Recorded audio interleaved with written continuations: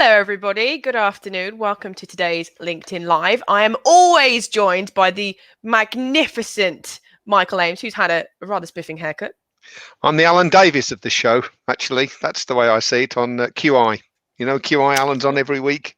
You know, maybe not. Oh, by the way, Mrs. Ames cut these with the clippers, just so as you know. And dog clippers, yeah. Dog clippers, yeah. I feel like a Pekingese, actually, just been clipped, but there you go. You look magnificent. And we're also joined by the lovely Rhonda, who doesn't have a nickname because she's too professional. And so, you know, not ridiculous like us. It's really great to be here, guys. I couldn't fit one in. What was I going to do? We wanted to put the legend, but she wouldn't let us. So there you go. Yeah. What are you going to do? Why are we onesie, Kirsty? Before we start, why are we onesie? Because I'm wearing a onesie. It's very cold in my house and my heating went off, and so I'm wearing a onesie. This is what we're doing today. So, right, today we are here talking about mental health and well-being for the recruitment industry, for recruiters. Mental health is a big topic right now anyway, but you know, I think recruitment it's a different realm, and we are going to sort of run into that. But before we start, what I'd like to do is ask everybody watching is, if you're a leader and one of your employees came to you and said, I'm having a problem with my mental health, can you help me? As a leader, would you know what to do with that? Would you know what to do? And Rhonda, when you did your survey, there was some question. The answers came out for this. What did people say? Interestingly, Kirsty, a huge number of leaders said that they'd be comfortable having a conversation and just a little bit deeper around the knowledge that individuals had and the frameworks that were in place. We had a bit of disparity. So what we came to almost conclude from that is that, you know, people are more than happy to support. We're all good human beings. If somebody came to them, they would want to do the right thing. But the reality was they might not know quite how to signpost to support in the best way. I've got to say, as an employer, not very many people, but a few, I was thinking about this question, and I actually would have to say I don't know what I would do. I mean, I have to come clean. I'd like to think I'd listen and be a great listener, but I'm not qualified. I'm not. I mean, I probably would say pull yourself together, wouldn't I, Kirst? Maybe I wouldn't say that, you know that, but yeah, and then you'd get a clip around the back of the head. So I would have done it in the 90s, though. I'll tell you that. But no, but I wouldn't know what to do, and it did make me think. Just that simple question. So sometimes it is a case of just listening, you know, and that can make a massive difference. But I think as an employer, it's understanding your duty of care and knowing how to have the conversation in the best way, and also knowing where to put the boundaries in. Because if you're quite an empathetic person, sometimes you absorb those problems and you take that on yourself, and that also can cause some problems for you, let alone not supporting the individual. Yeah, because I imagine if you're a leader and you're that kind of person, you've got 4 or 5 people coming to you with their problems, that very quickly becomes overwhelming. And as a leader, you sort of need to be able to steer the ship for everybody else and not sort of like, what is it, the airline pilots with put the gas mask on yourself first. As a leader. Yeah, I talk about that a lot. Yeah, you know, it's always a case of, you know, even if you've got your kids next to you, they say, you know, put your mask on first before you take care of your kids. I would have done anyway, quite frankly. I'm getting this impression of you, Mike. I want to survive. I'm okay. It's true. The impression you've got is completely valid. It's 100% accurate. Whatever. Okay, right. So, I mean, sort of around sort of leaders' opinions, you did this survey, which is available for anybody watching if they want it. They can connect with you on LinkedIn. Is that the best way to get it? If they go to the mental health and recruitment website, which is www.mentalhealthandrecruitment.org. Yeah, you can download the survey. Yeah, and it's really good reading. I definitely would recommend it.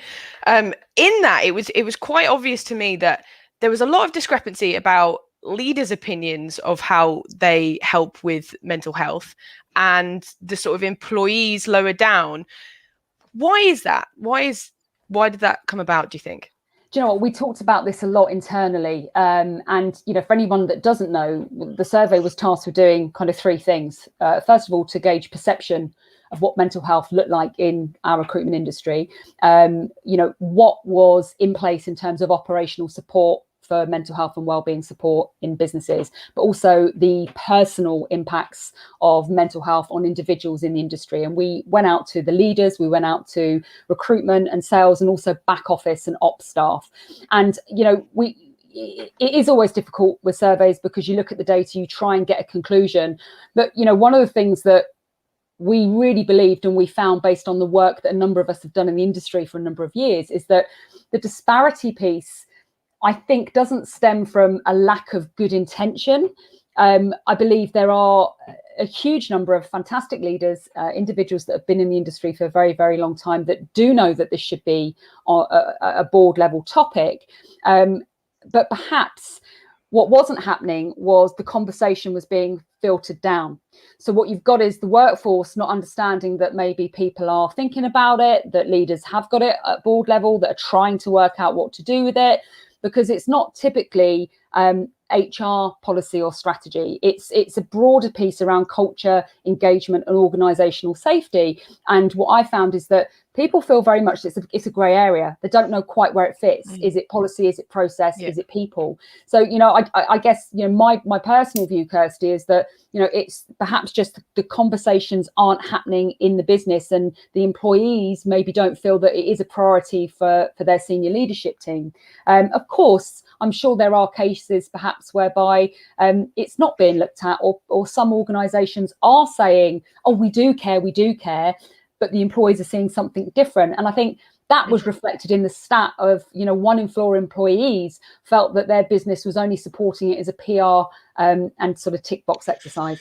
Well, my role today is as an employer of lots and lots of recruiters. I'll be taking on that persona today to try and make it a little bit more interesting. I've got to say, I've had a lot of people work for me, several hundred over the years in the companies that I've had, recruiters, and it is a problem because I think, first of all, the big thing in recruitment is very high pressure, obviously.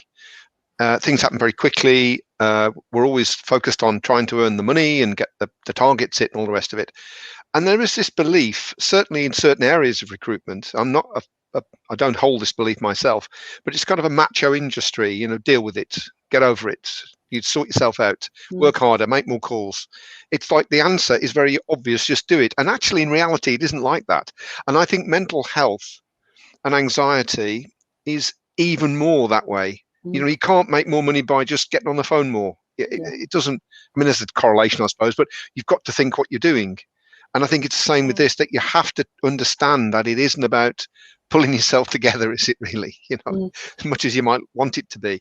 This is something that's going to take your time and your headspace, some attention to sort this out. You can't delegate this problem. You have to take responsibility for it. And I know, because you've told me before, Rhonda, a lot of people are actually taking responsibility, aren't they? They're actually doing practical things on this.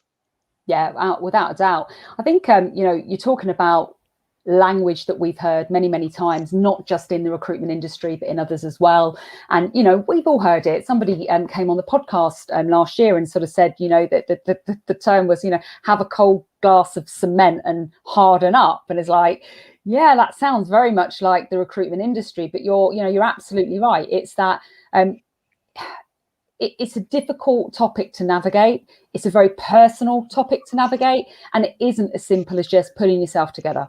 We all have a very different stress vulnerability threshold, and what makes some people stressed and anxious is very, very different from person to person, and that has to be taken into consideration. And I think just ignoring it means that we get to the churn and burn state of the industry, whereby leaders aren't investing in the long-term performance and consistency of their recruiters. And if they do that, if they pay attention, if they nurture, if they manage and support in the right way, then that's just going to improve the bottom line. There is a business case for this. You get more from people when they're happier.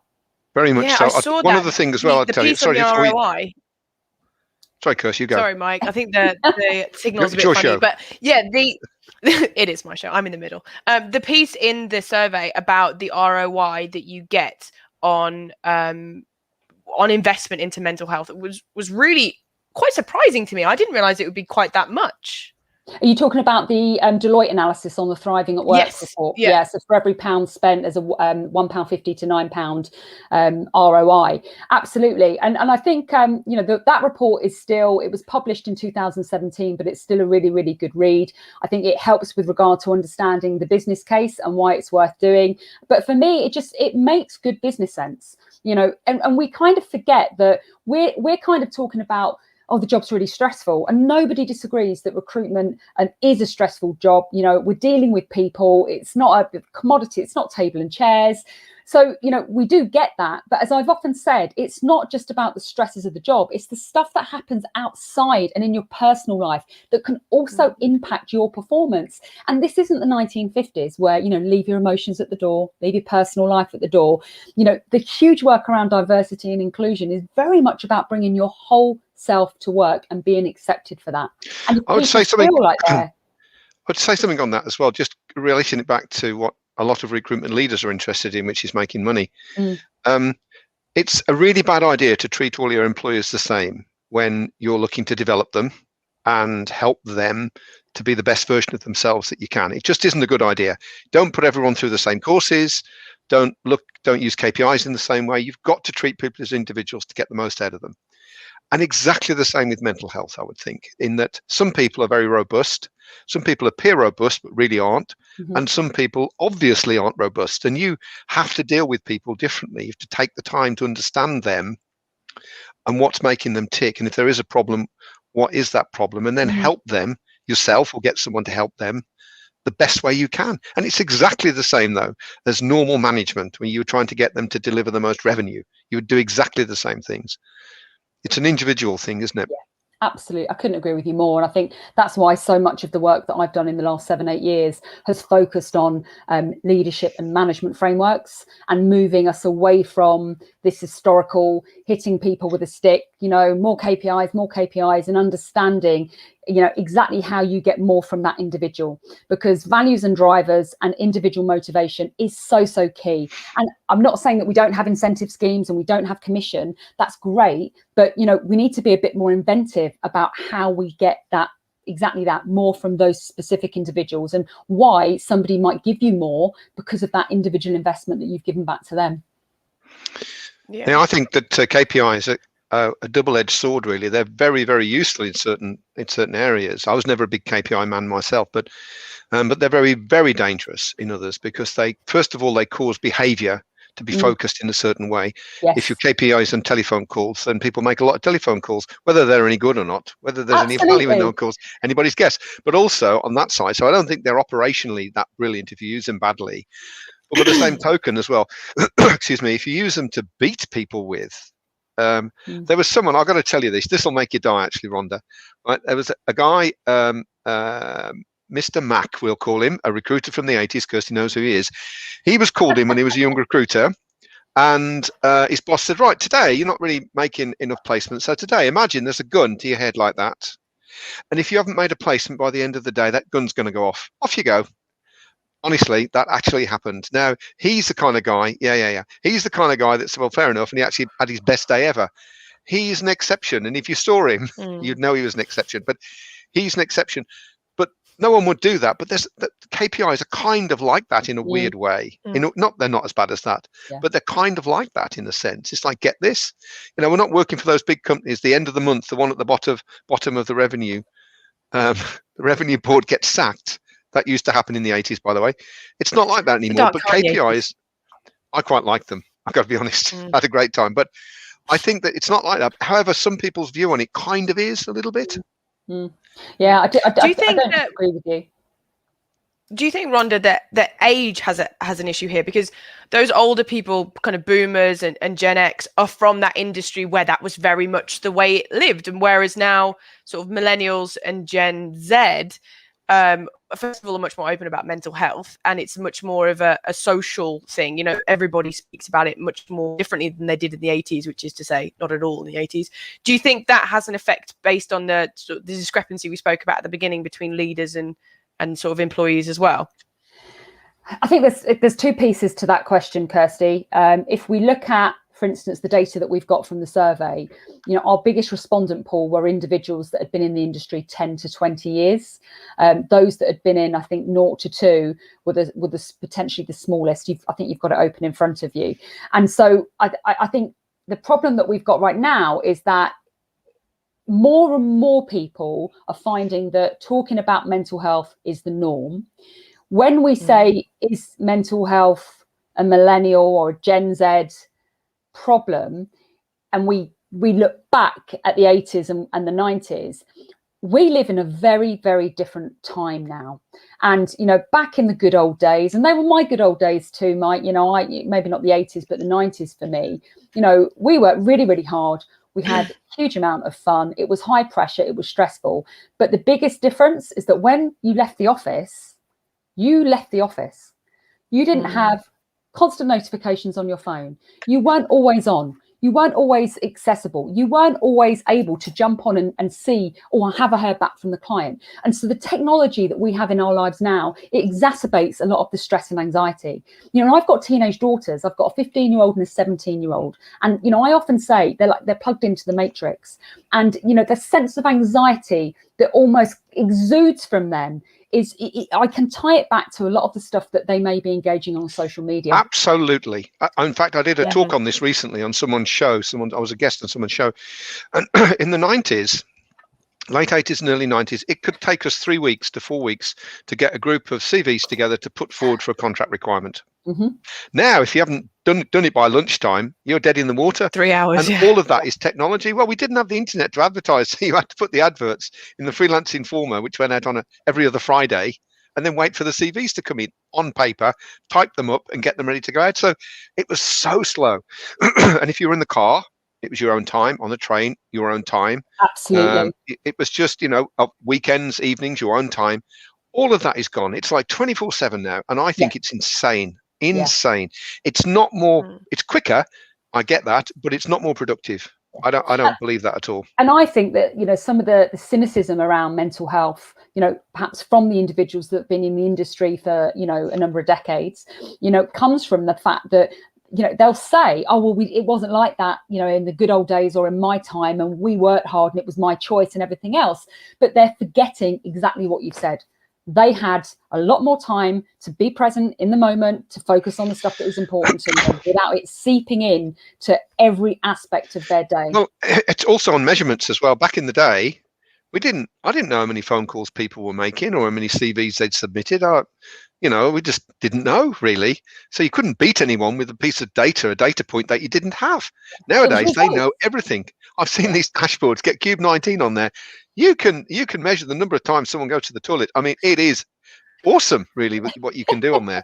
However, I was going to say, I love the data. I love the tech. Yeah.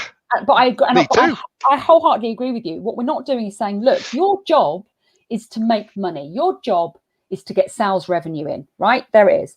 If you're not doing that on a monthly basis, then we need to break down and look at the metrics. Sure, they're used as a diagnostic tool. I always say that. KPIs are a diagnostic tool, and the data that goes with them are diagnostic. And what you should really teach people to do is self-diagnose. Absolutely. I'm not doing as well. Let me look at my data.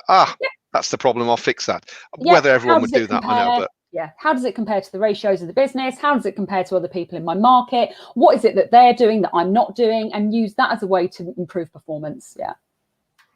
Yeah, I mean, Nikki's come up with a really good point here as well, is that even when you were at the office, when you were away from your desk because you didn't have a mobile, you would go and have that break in the canteen, you would have lunch with your friends. And again, it all sort of ties in, isn't it? That it's just now you're constantly on the go.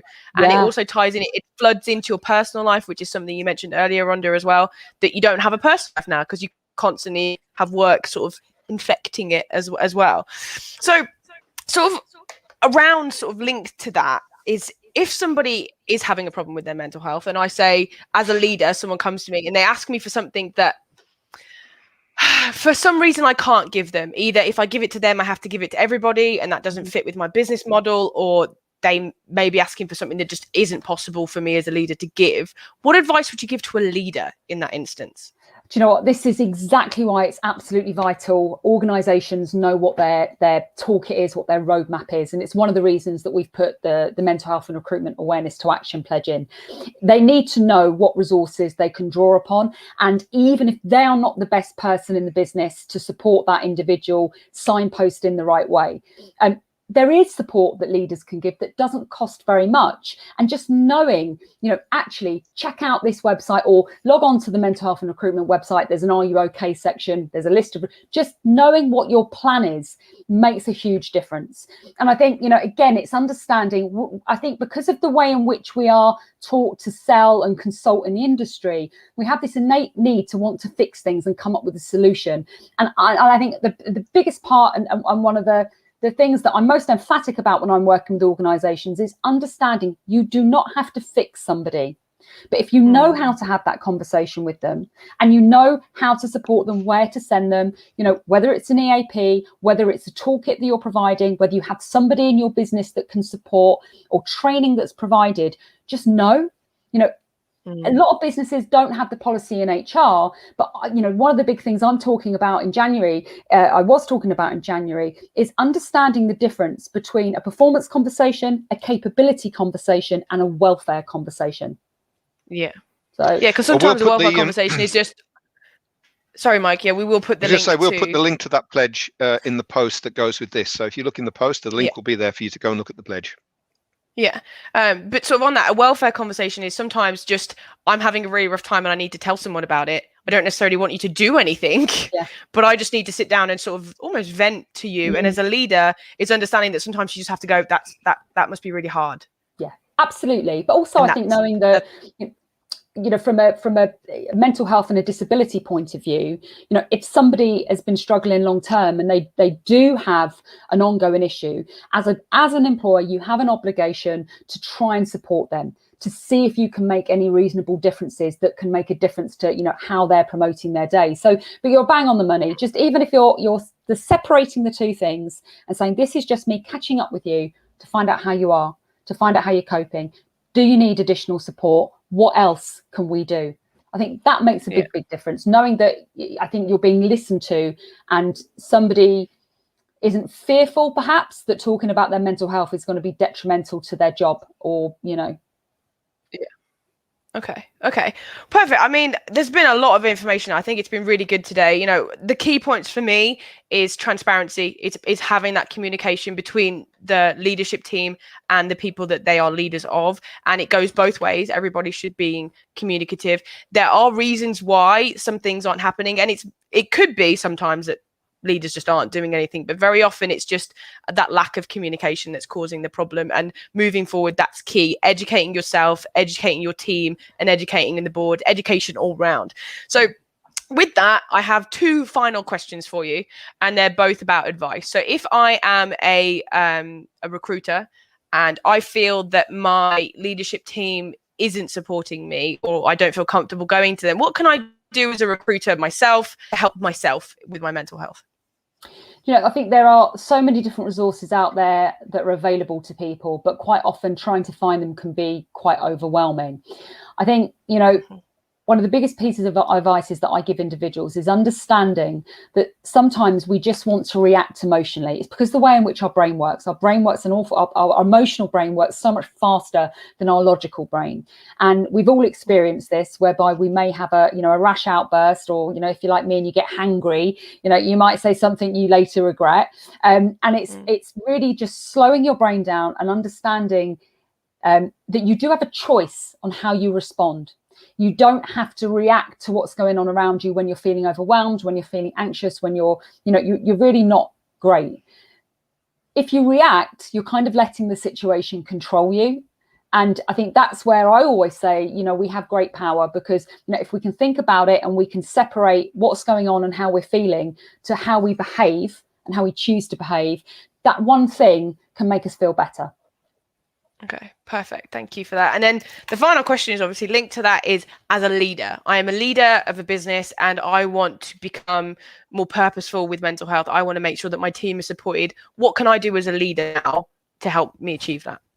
I think the easiest and simplest thing, it flashed up on the screen a moment ago, is transparency with communication, because the transparency builds trust. And the reason that is so important is, we feel when we trust and when we feel bonded and when we feel connected to the people around us, it impacts our happy chemicals, our happy hormones, and we feel more oxytocin. You know, anyone that knows me knows I talk about brain chemistry a huge amount.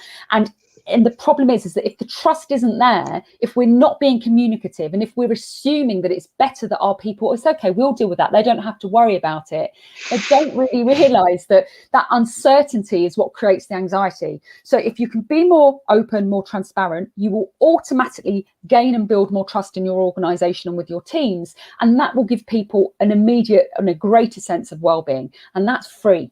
That doesn't cost anything. Yeah, that's absolutely fantastic advice. Thank you so much. I mean, thank you so much for the whole kind of last 25 minutes. I think it's been fantastic. I think there's been a lot out there for people. Mike, do you want to sort of close everything down? Yeah, I do. I'd say my role was not really to directly influence this. It's not what an area of expertise I've got. But speaking as an employer of people, it's so very easy, I think, to forget the mental health of the people around you. Recruitment is a very polarizing activity. You can be very focused on certain things. You don't mean to not take into account other people's feelings or how they are. It's just, you start work at 8 and before you know it, it's 5 o'clock and time to get down the pub. I wish. But I think that it is something that it is a business benefit to this. Absolutely. Having people who are not in great shape mentally, are feeling anxious, especially now, when people are working at home, sharing a dining room table with a couple of other people, it's a nightmare, really. And to be able to say, no, I'm going to work with them to make this as good as I can, will make them more productive. They'll be happier, obviously, which is the main reason for doing it, but they'll become more productive and ultimately will stay longer and earn you more money. It gives a more stable team. So there's a business benefit to this. This isn't just, I don't mean to be insulting, absolutely, but it's not happy clappy, oh, well, you're not feeling very good. Take a day off. This is a serious thing and it needs to be treated in a serious way. So thank you very much for coming on the show. Really appreciate it, Rhonda. Thank you. You've been brilliant. Thanks for having me, guys.